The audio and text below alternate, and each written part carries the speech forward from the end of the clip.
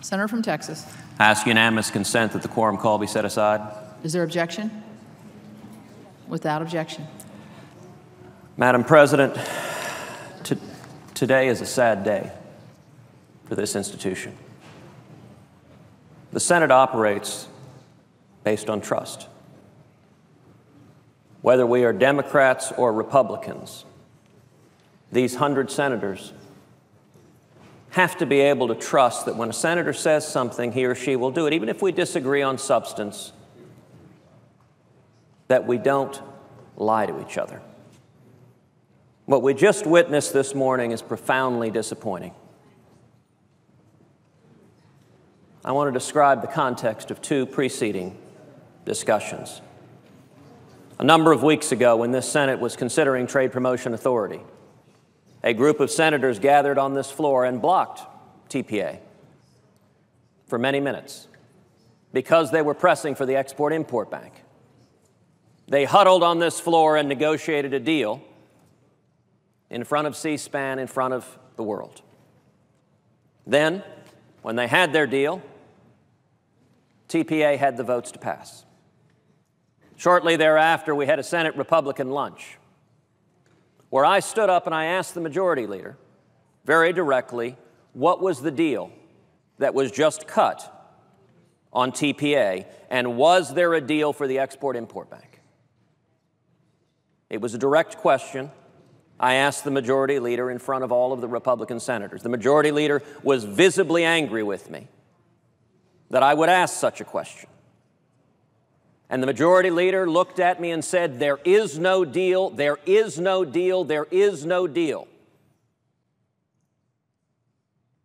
Like St. Peter, he repeated it 3 times. He said, the only thing I told the proponents of the Export-Import Bank is like any other senator in this body, they could offer any amendment they liked on any amendable vehicle. But I gave them nothing. There is no deal. I gave them nothing. He was emphatic, and he was repeated. Following that public discussion, Senator Mike Lee and I approached the majority leader afterwards, in which he emphasized, again, there is no deal. I will do nothing. I oppose the Export-Import Bank. All I said is they can offer an amendment like any senator can to any bill. Madam President, I went back to my office and I sat and had a long discussion with my staff. My staff told me that afternoon, he's lying to you. That's what my staff said. We've been around the Senate a long time. He is not telling you the truth. And what I told my staff that afternoon, I said, well, I don't know if that's the case or not, but I don't see how, when the majority leader looks me in the eyes and makes an explicit promise, and by the way, looks in the eyes of every other Republican senator and says that to every other Republican senator, I don't see how I cannot take him at his word when he makes an explicit promise. As a result, I cast my vote in May in support of TPA because I support free trade. And I felt I had no choice but to assume that when the majority leader spoke to 54 Republican senators and made an explicit promise, that he wasn't lying to us. Well, as TPA moved on, as it went to the House, it became abundantly clear there was a deal. There was a deal in the House for the Export-Import Bank. And so the second time TPA came up, I voted no because of that corrupt deal. Now, I will note to the public, the majority leader and the Speaker of the House have repeatedly said there was no corrupt deal, there was no corrupt deal, we made no deal, we made no deal. That's one element of the background context. Let me tell you a second element of the background context. A number of weeks ago, when we were debating the Corker-Cardin bill, the Iran Review Act, there were a number of amendments that senators had filed.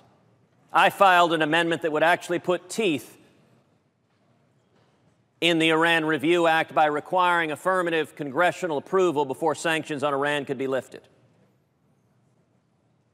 Other senators filed very good amendments. Senator Marco Rubio filed an amendment calling for Iran to recognize Israel's right to exist as a Jewish state before sanctions could be lifted.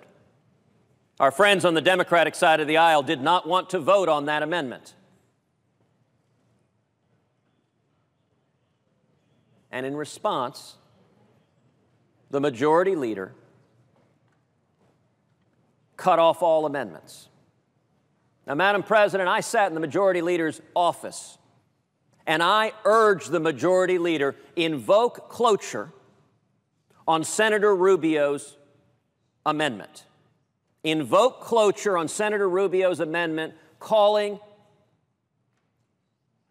on Iran to recognize Israel's right to exist and setting that as a precondition to any lifting of sanctions. I argued vociferously with the majority leader that if the Democrats were so opposed to voting on that amendment, that was all the more reason because it was important substantively. And the majority leader said no, he would not do so, that invoking cloture on an amendment was an extraordinary step, and he wouldn't do so. So he cut off every amendment. He filled the tree. You know, it was striking a minute ago seeing the Democratic leader, Senator Harry Reid, calling out the majority leader for filling the tree, for engaging in the same procedural abuse that Harry Reid did over and over and over again in this body. Now the Republican leader is behaving like the senior senator from Nevada. What we just saw was not, Madam President, what the majority leader told you and me and every other Republican senator. What we just saw was not that the proponents of the Export-Import Bank, like anyone else, could stand up and offer whatever amendment they liked on any issue. What the majority leader just did is, number one, he called up that amendment. He called it up himself. Now, why does that matter? Because as majority leader, he has priority of recognition. When he calls up an amendment, no one can stop him. He didn't just call it up, he filled the tree. Just like Harry Reid, he filled the tree, blocking everyone else's amendment. And by the way, I agree with Senator Reid when he said the Obamacare amendment is a cynical amendment. Of course it is. It is empty showmanship. We'll have a vote on repealing Obamacare. The Republicans will all vote yes. The Democrats will all vote no. It will be at a 60-vote threshold. It will fail. It will be an exercise in meaningless political theater. Now, mind you, when we had a fight in October of 2013 to actually stop Obamacare and to defund it, the majority leader, then the minority leader, was opposed to doing something with real teeth in it to stop Obamacare. But an empty show vote, that's a good way of distracting from what's going on. You know, there is a profound disappointment among the American people, because we keep winning elections, and then we keep getting leaders who don't do anything they promised. The American people were told, if only we have a Republican majority in the House, things will be different. Well, in 2010, the American people showed up in enormous numbers, and we got a Republican majority in the House. And very little changed. Then the American people were told, you know, the problem is the Senate. If only we get a Republican majority in the Senate and retire Harry Reid as majority leader, then things will be different. Well, in 2014, the American people rose up in enormous numbers, voted to do exactly that. We've had a Republican majority in both houses of Congress now for about 6 months. What has that majority done? First thing we did in December is we came back and passed a $1 trillion Cromnibus plan filled with pork and corporate welfare. That was the very first thing we did. Then this Republican majority voted to fund Obamacare, voted to fund President Obama's unconstitutional executive amnesty, and then leadership rammed through the confirmation of Loretta Lynch as Attorney General. Madam President, which of those decisions would be one iota different if Harry Reid were still majority leader? Not a one. Not a one. This Senate operates exactly the same. The same priorities. And let me tell you why. It's not that this majority doesn't get things done. It does get things done, but it listens to one and only one voice. That is the voice of the Washington cartel, of the lobbyists on K Street, of the big money and big corporations. You know, if you go to the American people and ask, is reauthorizing the Ex-Im Bank a priority for you?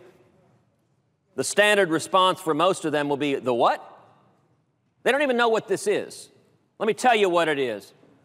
It is an egregious example of corporate welfare. It is the American taxpayers being on the dime for hundreds of billions of dollars in loan guarantees given out to a handful of giant corporations. It is a classic example of cronyism and corporate welfare. And by the way, among others, you know one person who had the clarity of thought on that? Then Senator Barack Obama, who described it as a classic example of corporate welfare. That was when he was in the Senate. Now that he's in the White House, corporate welfare sounds pretty good. Now just about all of the Democrats are supporting the corporate welfare, with the exception of Bernie Sanders. I'll give credit to Senator Sanders for standing up against corporate welfare. But every Democrat who rails against big money and corruption of Washington, every Democrat who styles himself or herself a populist, their actions on this matter speak far louder than their words. And when it comes to Republicans, Republicans also are listening to K Street and the lobbyists. Why? It's not complicated. The giant corporations that are getting special favors from the taxpayers hire army of lobbyists that write campaign checks after campaign checks. And by the way, these checks go to both Democrats and Republicans. It is career politicians in both parties that are kept in office by looting the taxpayer to benefit wealthy, powerful corporations. The single largest recipient of loan guarantees from the Ex-Im Bank is the Boeing Corporation. The Boeing Corporation just had an earnings call where their CEO said, and I'm paraphrasing, but we'll be just fine without the Ex-Im Bank. It's not impacting us. There are plenty of private loan alternatives out there. But you know, even though the market could provide, it's a lot easier to have compliant lawmakers rob from the public fist to enrich giant corporations. You know who doesn't have lobbyists? A single mom waiting tables. You know who doesn't have lobbyists? A teenage immigrant like my father was, washing dishes, making 50 cents an hour, struggling to achieve the American dream. You know who doesn't have lobbyists? A factory worker who just wants to work and provide for his or her children. They don't have lobbyists, and so what happens? Career politicians in both parties gang up with giant corporations to loot their taxes to make it harder for people who are struggling to achieve the American dream. Coal miners, Madam President, in your state, they don't have lobbyists who are representing them here, the individual miners, while the majority leader teams up with the Democratic leader to take from their paychecks to fund giant corporations. It is wrong and it is corrupt. Madam President, it saddens me to say this. I sat in my office, I told my staff, the majority leader looked me in the eye and looked 54 Republicans in the eye. I cannot believe he would tell a flat-out lie. And I voted based on those assurances that he made to each and every one of us. What we just saw today was an absolute demonstration that not only what he told every Republican senator, but what he told the press over and over and over again, was a simple lie. This institution should not operate at the beck and call of lobbyists in Washington. This institution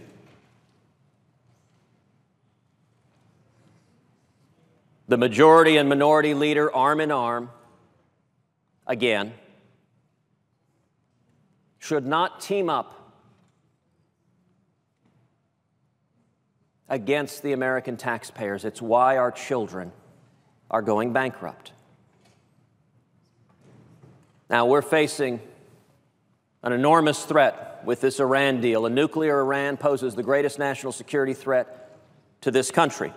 And yet, the majority leader refused to do what he just did for the Export-Import Bank on Iran, refused to invoke cloture. That was an extraordinary step. Madam President, if he was telling us the truth when he said there was no deal, why would he do what he just did? Well, we now know that when the majority leader looks us in the eyes and makes an explicit commitment, that he is willing to say things that he knows are false. That has consequences for how this body operates. If you or I cannot trust what the majority leader tells us, that will have consequences on other legislation as well, on how this institution operates. There are a host of amendments that the American people are focused on, things like defunding Planned Parenthood after the gruesome video. Majority leader doesn't want to vote on that. That's actually something the American people are focused on. He brought up his Obamacare amendment as a smokescreen because it's intended to fail. But you know what he didn't bring up is my amendment to end the congressional exemption from Obamacare, the corrupt deal that Harry Reid cut with President Obama to exempt members of Congress. We ought to live under the same rules as everyone else. Majority leader doesn't want to vote on that because he doesn't want to end the cronyism for members of Congress any more than end the cronyism for giant corporations who enrich themselves at the expense of the American people. There are a host of priorities that the voters who elected you and me. Madam President, I would ask you to think about when you were running for the Senate not too long ago. Do you recall any of your constituents ever saying, we want the Export-Import Bank? No, they want other things. They have other priorities, but those are not the priorities of Republican leadership. Sadly, today we have government of the lobbyist, by the lobbyist, and for the lobbyist. That is not how the United States Senate is supposed to operate. A far more important amendment than bringing back this corporate welfare and cronyism is my amendment that provides that sanctions on Iran cannot be lifted unless and until Iran does two things. Number one, it recognizes Israel's right to exist as a Jewish state. And number two, it releases the 4 American hostages languishing in Iranian prisons. That is a far more important issue than enriching some more lobbyists on K Street and getting a few more campaign contributions. That's what we should be voting on. And accordingly, Madam President, I call up my amendment, number 2301, to the McConnell Amendment 2266 as modified.